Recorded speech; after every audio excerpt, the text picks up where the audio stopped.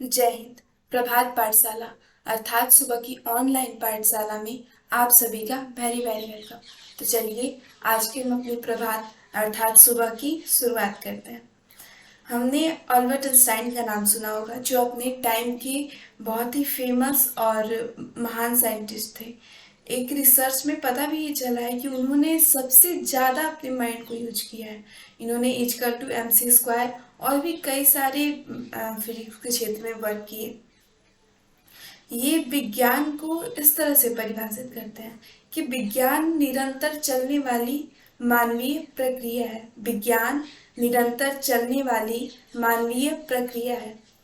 चलिए अब हम अपने सिलेबस को पढ़ते हैं। हमने अब तक रासायनिक अभिक्रिया क्या है और रासायनिक अभिक्रिया को समझने के लिए कुछ कुछ मोरल एग्जाम्पल्स लिए थे जो हम अपने आसपास देखते हैं, और एक क्रियाकलाप जो लैबोरेटरी में हो सकता है उसको हम थ्योरी रूप में देखें। अब क्रियाकलाप सेकंड को हम देखेंगे, और सेकंड ये कह रहा है कि लेड नाइट्रेट के घोल को और पोटेशियम आयोडेट के घोल में मिलाइए। यानी ये चीज आपको कह रहा है कि आप लैब में जाएंगे, यानी ये जो बुक है वो यही समझता है कि आप ये चीज लैब में कर रहे हैं, इसलिए क्रियाकलाप दे के कह रहा है कि आप जो लेड नाइट्रेट की घोल है उसको पोटेशियम आयोडेट के घोल में मिलाइए।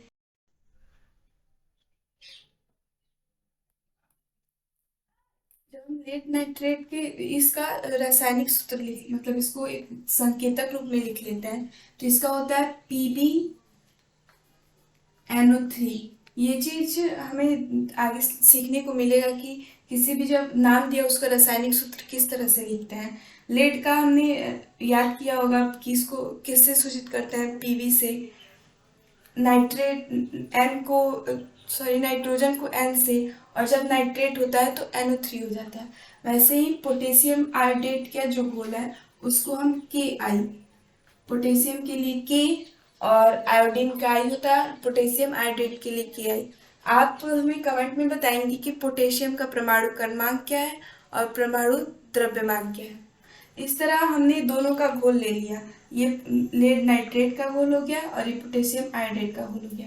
अब हम इसमें अभी जब डालेंगे घोल लेके आपस में तो अभिक्रिया करेगा, और ये जब अभिक्रिया करेगा तो अभिक्रिया के पश्चात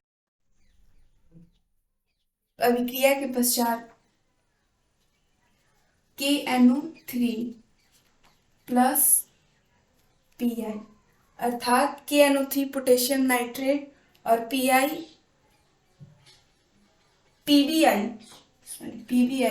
लेड आयोडाइड, ये जब अभिक्रिया करेंगे ये दोनों मिलके दो भिन्न गुण वाले पदार्थों का निर्माण करेंगे।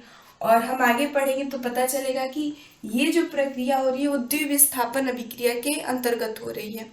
अभी जब रासायनिक अभिक्रिया के प्रकार को हम पढ़ेंगे तो उसमें एक द्विविस्थापित अभिक्रिया आती है, वहाँ इसके डिटेल को पढ़ेंगे। लेकिन यहाँ पे हम देखेंगे कि ये द्विविस्थापन की अभिक्रिया है, और इसमें श्वेत अवक्षेप, जब ये अभिक्रिया हो रही है तो श्वेत अवक्षेप का निर्माण भी हो रहा है। इस तरह हमने क्रियाकलाप 2 को देख लिया। अब हम क्रियाकलाप 3 को देखेंगे।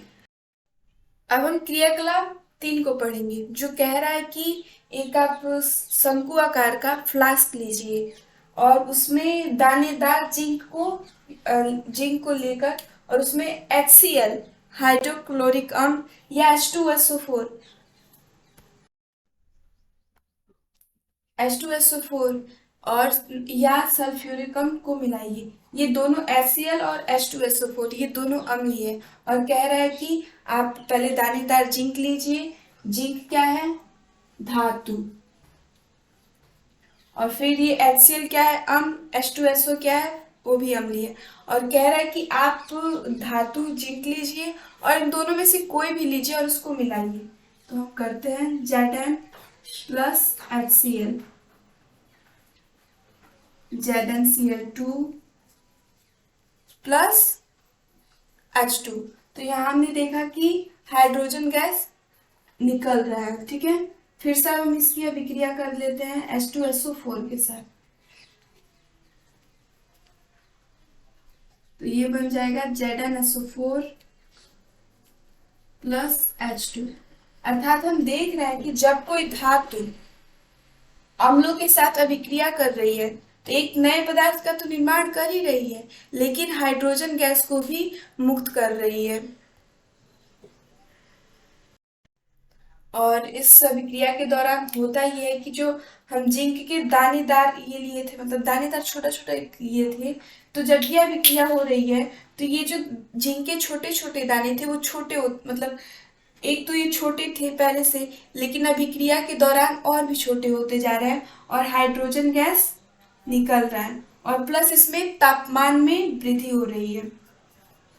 इस तरह हम देख लिए कि इस अभी ये जो क्रियाकलाप किए हैं उसके क्या क्या परिणाम निकले हैं। सबसे पहले तो इसमें हाइड्रोजन गैस मुक्त हो रहा है, और फिर जो जिंक के छोटे छोटे दाने थे वो भी वो और अभिक्रिया के बाद और छोटे हो जा रहा है, और प्लस तापमान में वृद्धि हो रही है, और इसमें कोई भी मतलब जैसे रंग रंग का कोई परिवर्तन नहीं हो रहा है, रंग इसमें नहीं आ रहा है। अब हम देखेंगे कि रासायनिक कैसे पता करेंगे कि रासायनिक अभिक्रिया हो रही है। निम्न आधारों पर हम तय कर सकते हैं कि रासायनिक अभिक्रिया हो रही है कि नहीं, अर्थात हम कह सकते हैं कि ये जो चार लिखे गए हैं वो रासायनिक अभिक्रिया की विशेषता भी हम इन्हें कह सकते हैं। सबसे पहले अवस्था में परिवर्तन। जब जब तो तब कोई चीज अभिक्रिया करेंगी और उनकी अवस्था में परिवर्तन हो जाएगा तो हम कह सकते हैं कि उसमें रासायनिक अभिक्रिया हो रही है। जैसे मोमबत्ती का जलना।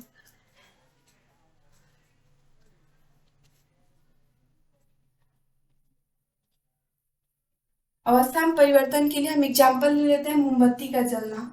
हम देखते हैं कि जब मोमबत्ती जलता है तो उसके वो पहले सीधे रहता है, लेकिन जलते जलते उसका मोम पिघल के और पतला होता, मतलब तरल होता है, फिर गिर के ठोस हो जाता है, तो वो अपने रूप में नहीं रह पाता है, उसके रूप में परिवर्तन हो जाता है। और इसको हम केमिस्ट्री के फॉर्मूलाज और सूत्र संकेतों के माध्यम से भी देखेंगे, लेकिन पहले यहाँ देख लेते हैं कि जब मोमबत्ती जलता है तो हम देखते हैं कि उसकी अवस्था में परिवर्तन हो रहा है, अर्थात वहां पे रासायनिक अभिक्रिया हो रही है। दूसरा देखते हैं रंग में परिवर्तन। जब हम पोटेशियम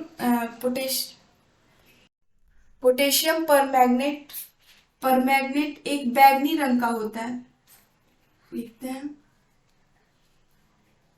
पोटेशियम परमैग्नेट, ये बैंगनी रंग का होता है, इसका कलर क्या होता है, बैंगनी।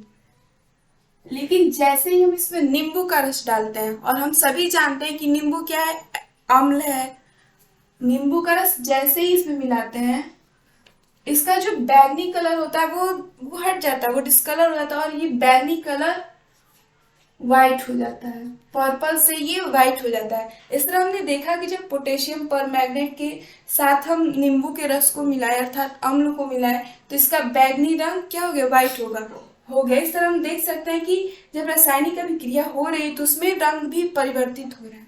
तीसरा हम देखेंगे गैस का उत्सर्जन। अभी हमने क्रियाकलाप 2 ही पढ़ा था, जिसमें Zn+H2SO4 इसको मिलाया जा रहा था, तो हमें प्राप्त हुआ था ZnSO4+H2, और यहाँ हम देख रहे हैं कि H2 गैस है, उसका उत्सर्जन हो रहा है। इस तरह से हम कह सकते हैं कि जब रासायनिक अभिक्रिया होती है तो गैस का उत्सर्जन, अर्थात गैस का उत्सर्जन हो रहा है, तो इस आधार पे भी हम इस प्रेक्षण के आधार पे भी हम बता सकते हैं कि यहाँ रासायनिक अभिक्रिया हो रही है।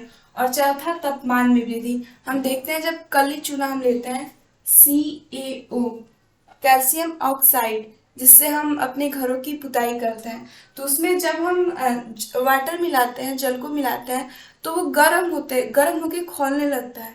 हमने देखा होगा, क्योंकि बराबर हमारे घर में पेंट होता है तो हम उसमें देख पाते हैं। इसमें वो भी रासायनिक अभिक्रिया हो रही है, और इस दौरान तापमान में वृद्धि हो रही है। इस तरह ये चारों आधार पे हम कह सकते हैं कि जब रासायनिक अभिक्रिया होती है तो या तो अवस्था में परिवर्तन होगा, नहीं तो रंग में परिवर्तन होगा, नहीं तो उस गैस का उत्सर्जन होगा, नहीं तो तापमान में वृद्धि होगी। अर्थात इन चारों ये के आधार पे हम तय कर सकते हैं कि वहाँ रासायनिक अभिक्रिया हो रही है। हम देखते हैं कि जब हम रासायनिक अभिक्रिया कराने के लिए जाते हैं तो उसमें रासायनिक अभिक्रिया कराने के लिए हमें पहले कोई ना कोई वस्तु चाहिए, कोई थिंग्स चाहिए जिसके माध्यम से हम रासायनिक अभिक्रिया को कराएं। तो वो जो जिसकी हमें जरूरत पड़ती है रासायनिक अभिक्रिया को कराने में, उसको कहते हैं अभिकारक। जैसे हमने अभी Zn प्लस H2SO4 इसकी अभिक्रिया कराई तो हमें क्या प्राप्त हुआ? ZnSO4 plus H2। इस ये जो एरो का चित्र है ना, वो गैस के उत्सर्जन के लिए दर्शाता है, इसलिए यहाँ पे गैस का उत्सर्जन हो रहा है, इसलिए हम यहाँ पे ऐसे एरो का एक चिन्ह डाल देंगे, सिंबल डाल देंगे। इस तरह हमने देखा कि ये दोनों हम लिए अभिक्रिया कराने के लिए, तो इन दोनों को हम कहेंगे अभिकारक। और ये दोनों अभिक्रिया के पश्चात इन दोनों पदार्थ नए चीजों का निर्माण किए, ZnSO4 प्लस H2, तो इन दोनों को हम कहेंगे उत्पाद या प्रतिफल। बाकी आगे हम रासायनिक समीकरण लिखना सीखेंगे, रासायनिक समीकरण को कैसे लिखते हैं, तो ये चीज हम लिखना सीखेंगे। लेकिन अभी आप ये जान लीजिए कि जो हम अभिक्रिया के दौरान जिन पदार्थ का यूज करते हैं वो कहलाते हैं अभिकारक, और जो अभिक्रिया के पश्चात नए पदार्थ बन के आते हैं वो एकल हो या दो हो, वो कहते हैं उत्पाद। और रासायनिक अभिक्रिया में याद रहे, अक्सर हम लिख दिया करते हैं कि जब दो पदार्थ मिलके एक नए पदार्थ का निर्माण करें, नहीं, जब अकेले कोई पदार्थ या दो पदार्थ, अकेले भी कोई अभिक्रिया कर सकता है और दो पदार्थ मिलके भी अभिक्रिया कर सकते हैं। जब अकेले कोई पदार्थ या दो पदार्थ आपस में मिलकर अभिक्रिया करते हैं और अभिक्रिया के पश्चात कोई अकेला या फिर दो पदार्थ का निर्माण करते हैं, जैसे हमने देखा कि जैसे जल की हम अभिक्रिया कराते हैं तो H2 प्लस O2, तो ये मिलके बनाता है H2O। तो हमने देखा दो मिले और एक का निर्माण कराए, ठीक है। NaCl होता है, ये लवण का फॉर्मूला है, और इस पे हम देखते हैं कि जब विद्युत को प्रवाहित किया जाता है तो ये हमें Na को अलग कर देता है और Cl2 को हमें अलग दे देता है। इस तरह हम देखें कि ये एकल पदार्थ है और यहाँ पे दो का निर्माण कर रहा है, इसलिए जो रासायनिक अभिक्रिया की परिभाषा इस प्रकार से दी जाती है कि जब दो पदार्थ या कोई अकेले पदार्थ अभिक्रिया करके कोई नए भिन्न गुण वाले एक पदार्थ या एक से अधिक पदार्थों का निर्माण करते हैं तो उन्हें हम रासायनिक अभिक्रिया कहते हैं। इस तरह हमने इसमें क्रियाकलाप 2 और क्रियाकलाप 3 को पढ़ा। ये आपको थ्योरी रूप में याद कर लेना, क्योंकि क्वेश्चन में पूछ दिए जाते हैं कि लेड नाइट्रेट और पोटेशियम आयोडेट का आप घोल को मिलाएंगे तो आपको क्या प्राप्त होगा, और जिंक को H2SO4 के साथ अभिक्रिया करेंगे तो आपको क्या मिलेगा। तो इसलिए सारे क्रियाकलाप को आपको एक इमेज बना के, कि मानिए हम लैब में कर रहे हैं और एक इमेज बना के आपको याद कर लेना, अपने ध्यान पे ले लेना है। अभी तक जो तीनों क्रियाकलाप बताएंगे उसके बाद से हमने जाना रासायनिक अभिक्रिया क्या है, तीनों क्रियाकलाप, और प्लस किन आधारों पर हम तय करते हैं कि रासायनिक अभिक्रिया हो रही है, यानी पहले अवस्था के आधार पे, इसके सबके एग्जाम्पल हमने देखा। दूसरा रंग में परिवर्तन, तीसरा ताप में वृद्धि। इस तरह हमने देखा कि रासायनिक अभिक्रियाओं को कुल 4 आधारों पे हम पता कर रहे थे। चौथा गैस का उत्सर्जन, कुल 4 आधार पे तय कर रहे थे कि यहाँ पे रासायनिक अभिक्रिया हो रही है। और आगे हमने जाना अभिकारक और प्रतिफल या उत्पाद क्या है। अभिकारक वे होते हैं जो अभिक्रिया के लिए जो पदार्थ लाए जाते हैं अभिकारक होते हैं, और जो अभिक्रिया करने के पश्चात जो नए पदार्थ, भिन्न गुण वाले पदार्थ बन के हमारे सामने आते हैं उनको कहते हैं प्रतिफल। आप सभी इसका MCQs खुद तैयार कीजिए, मतलब तब तक तैयार कीजिए, और क्वेश्चंस जो बन रहा है उसमें शॉर्ट क्वेश्चन, लॉन्ग क्वेश्चन बनाने की कोशिश कीजिए। तब तक के लिए दैट्स ऑल। जय हिंद। अगले पार्ट में हम इसके आगे के नेक्स्ट को देखेंगे। जय हिंद।